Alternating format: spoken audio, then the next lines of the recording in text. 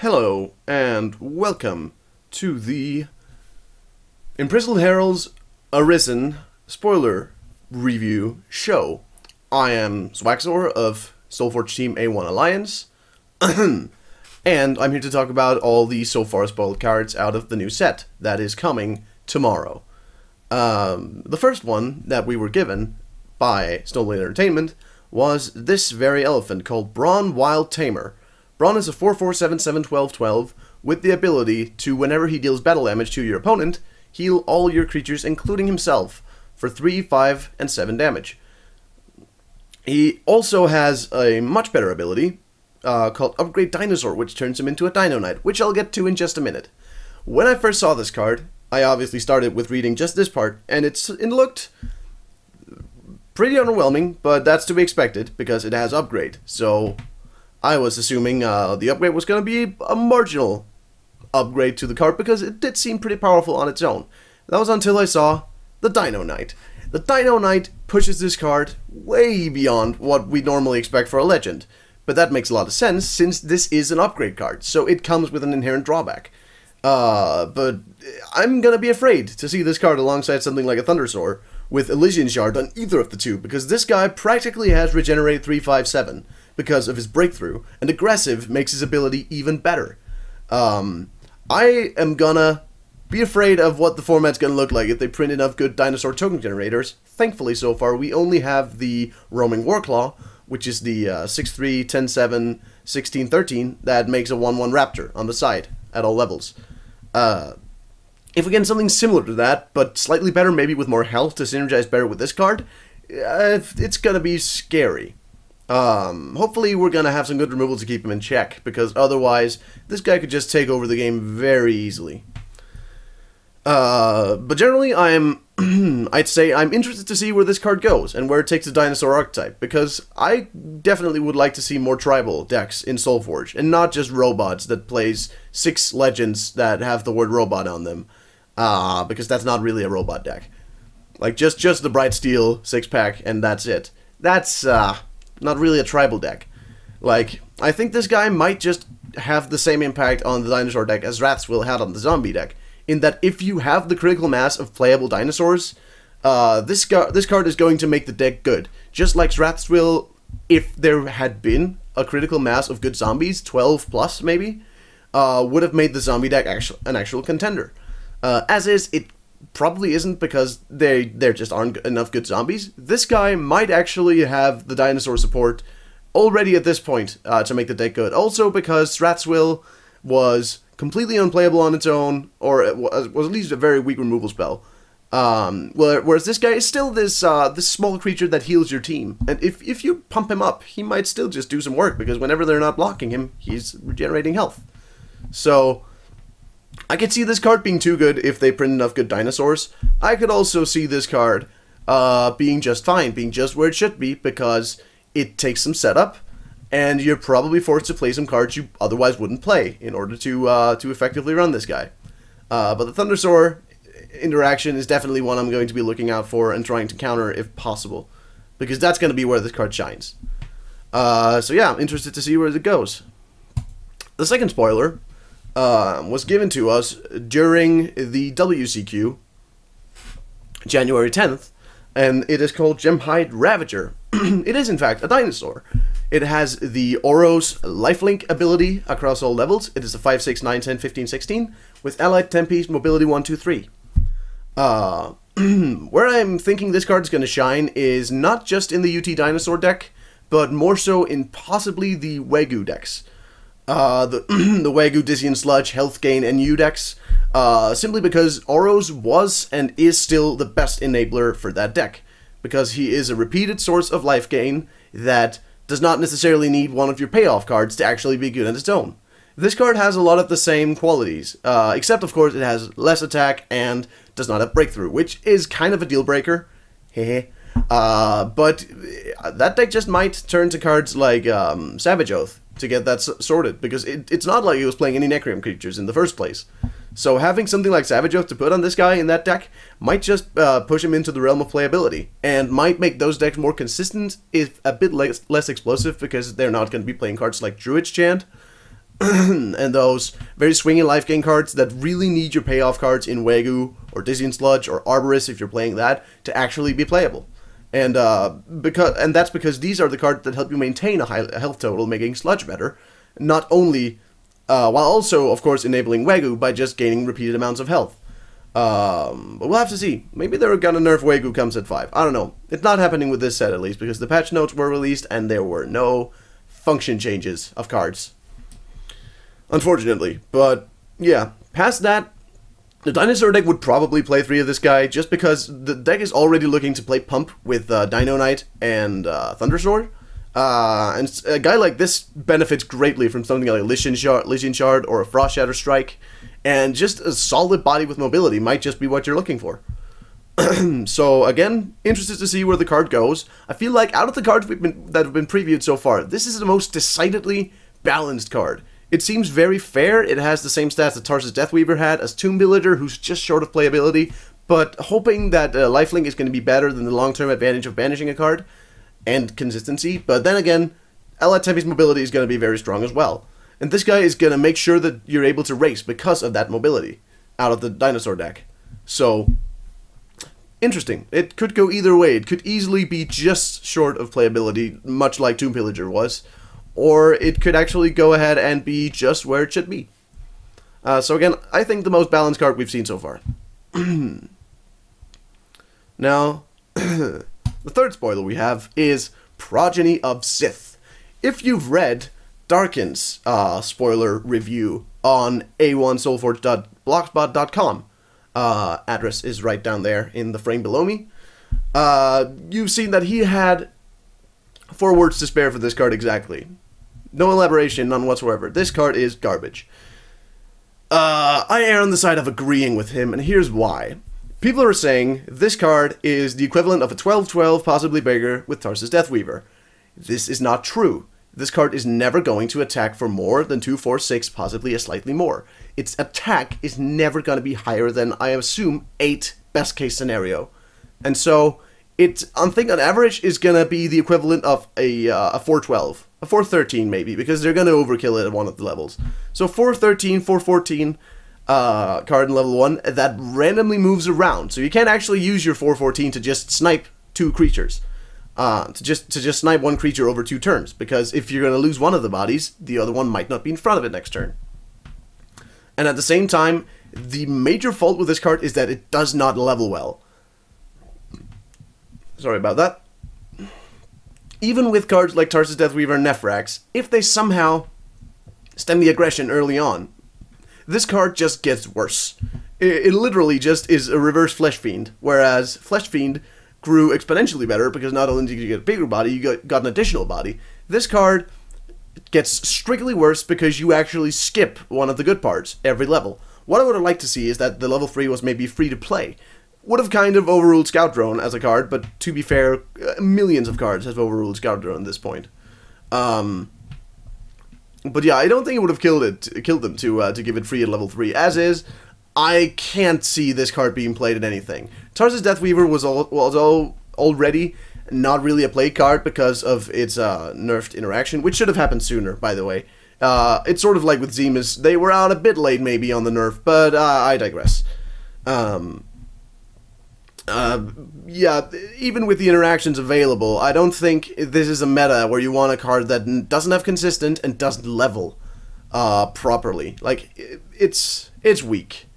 And even then, like, every deck has some sort of catch-up mechanic during play level 1, whereas the Brew Queen Tracker decks have Weirdwood Patriarch to keep their bad level 1 creatures afloat, and the Relic Hunter decks generally play Auratic Explosives and Rage of Kadris to get those blowout turns, even if they fall behind. And so, I'm not seeing this card being played in really anything.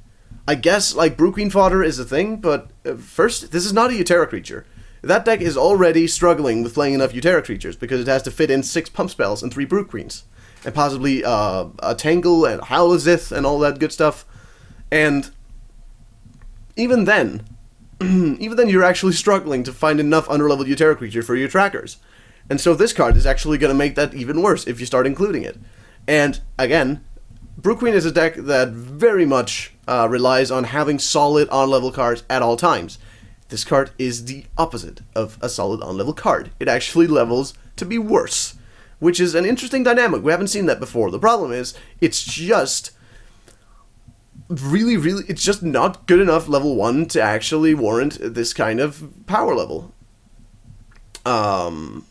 I'd straight up rather play Direhound in any deck than this card, actually, because Direhound at least has the feature of removing itself from your deck, thus increasing the likelihood that you're going to draw good cards later on. This card places a bad card in your deck by being leveled, and that doesn't seem like where you want to be in this meta, where it's so cutthroat in terms of what you want to be drawing.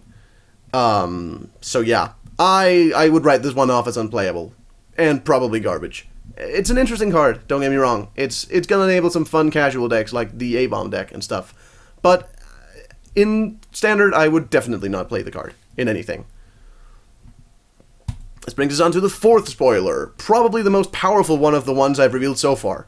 Lug Uranti Charger, 3/9, 5/13, 9/19 Yeti, which has the ability at every level of whenever a creature you control moves, Lug battles an additional time this turn. And then at level 3, he gains mobility 1. The leveling dynamic is similar to that of Agamemnon, where he gains that crucial ability in mobility, where he gains the crucial ability that he really needed in level 3, and the old Zix, which didn't have mobility until level 3 either. Whereas Agamemnon gained aggressive, which synergizes very well with his ability. Lug gains mobility, which means this guy is going to be attacking for 18 on each of your turns at level 3. And 18-19. That is incredibly strong. I think this is the card that the AT decks have been looking for. Because what I feel like I've seen with those decks is that they don't really have that one thread that really ties the deck together and sort of synergizes with pretty much everything. Because the deck is already playing full sets of Gargoyle, Aeronaut, Frostmane Dragon, Borean Windweaver. And Borean Windweaver just seems absolutely ridiculous. You play Borean Windweaver, you move your Frostmaniac or whatever, then you move this guy, then you play an Explosives on him, kill 3 things, and deal 24 damage to the face. He seems like he's going to be incredibly strong in those kinds of decks. Like, slap a Relic Scout onto this guy and he'll never die, because its health is immensely high. This is definitely going to be a force to be reckoned with. And, like, out of Necrim decks, I might just start including 1 or 2 copies of Call of the Week, or start playing Sorrow Maiden more aggressively, because I'm going to need something to actually handle this guy. Because otherwise, him plus Explosives is just going to wreck shit. Sorry if I'm using that word and not supposed to on YouTube. That'll have to be fixed another time. But generally, I am afraid of what this card can do, and I am just going to want to try to kill him as soon as possible with whatever. Attack reduction is actually going to be really valuable versus something like this, like Virix Embrace, out of the Wagyu decks, or maybe even the NT decks, if that's going to be a thing. Fingers crossed.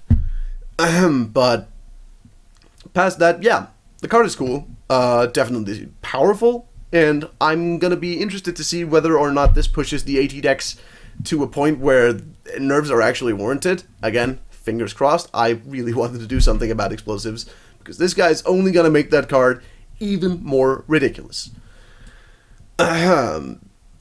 So, final card spoiled so far, and this is the interesting one, and the one that people have lauded as the by far most powerful card in the set so far. And that is Dustmaw Twilight Drake. This is the Necrim Legendary. It is a Spirit Dragon, 6/5, 10/9, 17/15, mobility 1 across all levels, and it has Soulbind, which gains you Tendrils of Twilight. Got it here.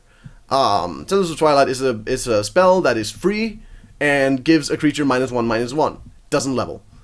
And Dustmaw has the added ability of whenever you play this Tendrils on something that's in front of Dustmaw, that creature just dies. No level gating, no nothing, it just dies. This card. Boy, this card. This is probably the first... This is the closest we're gonna come, I think, to completely unconditional removal in Soulforge. The condition being, you still need 2 cards. And you still need to be able to put it in the lane in front of. Which means that if you, for example, have a Frostmane Egg lying around, they play their Brew Queen in front of that. and you have your Dusma already on the board. However close it is, you can't move it into where the egg is. So it's not completely unconditional, but it's goddamn close, because there is no level gating on this card. I foresee this card just being jammed into all Necreum decks to begin with. And I actually see it changing the meta substantially. First thing, there's not going to be as much of, because of this card's existence, is Thundersword, because this card punishes any deck that tries to go big on a Thundersword with Lycian Shards or Dizzying Siphons or Sharpbound Invokers or Weirwood Patriarchs. As soon as you start investing into your Thundersword, this guy's going to come down, underleveled, and wreck your shit. And so, this guy's probably just going to take that slot in the Brew Queen decks. Maybe not instead of Thundersword, but maybe instead of something like Lycian Shard. Because Dragon being in the meta really just punishes Lycian Shard existing. And at the same time, that deck is already playing some amount of Soothsayer Hermit, and they're going to be able to up that to a playset with this guy. Because the spell doesn't level, you can do some ridiculous things, like in player level 2, like 2.2, after they've played their level 2, you go Tracker 2, Hermit 1, rebuy a Tendrils, play this guy level 2, and kill whatever they got. And so you are just absurdly far ahead all of a sudden. So this guy can definitely lead to some explosive things, but what I'd really like to see out of this card, which is going to determine whether or not it's actually too good, is whether it will shape the meta into in such a way that it's going to be similar to the old Brew Queen meta. And this was before any of the nerfs kicked in. This was for the second WCQ in August. Before any of the nerfs to Brew Queen or whatever. The top 16 was 15 Brew Queen decks, given. And the meta was probably 90% Brew Queen or so. And everyone who wasn't playing Brew Queen was doing it wrong. But at the same time, as a Brew Queen player, back then, I liked the meta because the mirror matches were different, because the decks had a lot of variations to them, like, not just strategy-wise, but card-wise. It was like the support package was the same for everything, because you needed those 13, 14 Utera cards for your Brew Queen triggers, and people just audible to stuff like Aetherphage and Lotus, and just tried to get a Ferocious Roar just because there weren't enough good Utera cards. And so it was really what you played to support it that made a difference. This guy might just be similar. And that is because Brew Queen back in the day, before the Brute Fang nerf, if you combine it with a Tarsus Deathweaver or Weirwood Patriarch, let me elaborate. Brew Queen back then had, Brute Fang back then had the same ability as Shimmerfang Serpent, in that when it dealt damage to a creature, it would gain that amount of poison. And so if you had a Weirwood Patriarch or a Tarsus Deathweaver along with your Brew Queen, the Brute Fang was pretty much just an on-level Spite Mage, even as an underdrop. And so it was really hard to gain an advantage and keep it. At the same time, there was a lot of comeback potential. So the matchup just went down to who leveled the right cards, who played the right cards where. It was an attrition matchup, basically. It was just about spending your resources efficiently and playing around your opponent's cards, which I loved. Like, that's the kind of Soul Forge I want to play. That's why I turned to the NT deck, even though I knew it probably wasn't tier 1 for the WCQ, because that's the kind of gameplay I like. This guy might turn the game towards the same thing, because this guy even existing means that pump spells like Lycian Shard or even Relic Scout might just not be worth it, because you're diluting your deck to some degree and you're investing in this threat, and this guy is just gonna wreck you because he is underleveled removal. This might not be the case, because Brew Queen was pretty limited in her in what decks could play her, because she's an ally card. Whereas this guy is just going to go into any Necreum deck, because he's just a mobile underdrop threat, if nothing else. But that's the kind of gameplay I would really like to see the game go back to, if this card gets good. As is, I'm just going to jam 3 copies into NT and call it a day. But yeah, I'm going to reserve judgment on whether or not this card is overpowered, and not good for the game and such, but like, really good cards that might be overpowered compared to others. And the power gap, the power creep, all that shit, it is a thing, it is a problem, but if the card is so good for the game in terms of how it affects the gameplay, simply by existing in the meta, I'm okay with that. Like, that is how a powerful card should work. Even though the power level of this card does seem quite high, Soulbind is a way to mitigate that, because unlike something like Relic Hunter, where you actually get a free card that levels, and makes your underdrops relevant. This guy, the Soulline card you get with this guy is pretty much useless unless you have something like Crypt Conjure in your deck, which is another interesting synergy. I saw them one buddy mentioned on the forum. Suddenly in the NU decks, you can go turn 1, Crypt Conjure, this thing into Disian Sludge, triggering it, which does seem quite interesting. But again, you're going to be diluting your deck because you're going to be playing 33 cards. So it doesn't come without its drawbacks. And also, the body is not that good. So when you are forced to level the card, you might just be behind on good cards. But yeah, this card is going to be interesting. It's going to affect the meta in a way that is... I can't predict at this point. I hope it's going to be in a positive way. If it's going to be in a negative way, it could be fatal. But we're just going to have to wait and see. And that just about wraps up the previews this time around. Please do not forget to check out the new site, which will be launching articles from the team A1 Soulforge, a1sf.blogspot.com. Right down there below me. Also, don't forget to check out my stream, twitch.tv/Zwaxor. Go ahead and follow there. I stream a couple times a week. I'm going to try to do more. Actually, we're there already, but this is for the YouTube part, so not for you guys in chat. Yeah, don't forget to subscribe to the YouTube page, leave a like and stuff. When this is turned into a video, please do not forget to comment on the format of the video, if there's anything I should be doing different, because this is the first time I'm doing something like this. And go ahead and comment on the cards, for that matter. Start a discussion. Do stuff. It's gonna be great, and I'm gonna be ready with more videos later on, and more streaming, hopefully, to come, of this great game we all know and love as Soulforge. And also go and follow me on Twitter at Zwaxor. That'll make it way easier for you to know whenever I go online. Past that, yeah, I will see you all next time.